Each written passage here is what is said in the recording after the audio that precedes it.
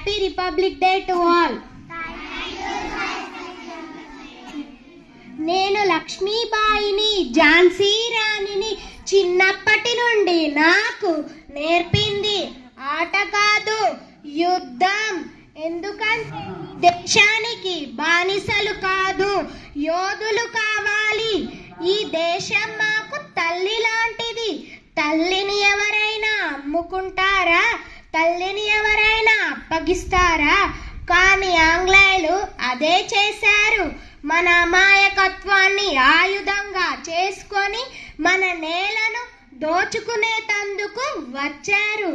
ఈ భూమిపై పుట్టిన ప్రతి శ్వాస స్వేచ్ఛను కోరుకుంటుంది. ఝాన్సీ రాణి బ్రతికుంటే స్వేచ్ఛ కోసం, లేకపోతే చరిత్ర కోసం. బ్రిటిష్ వాళ్ళు అన్నారు ఝాన్సీకి వారసులు లేరు, ఈ రాజ్యం మాది అని. నేను అడుగుతున్నాను, ఈ నేలపై పుట్టిన ప్రతి బిడ్డ నా వారసుడు కాదా? భరతమాత కుమారులు కాదా? నా ఖడ్గం, నా బలం, ఈ గుర్రం నా గర్వం. నా బిడ్డని ఛాతికి కట్టుకొని యుద్ధ రంగంలోకి అడుగు పెట్టాను.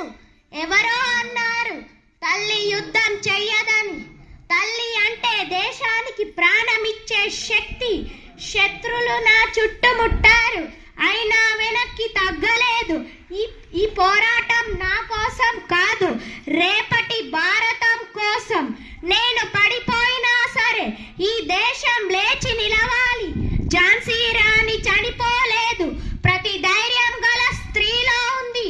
స్వేచ్ఛను కోరుకునే శ్వాస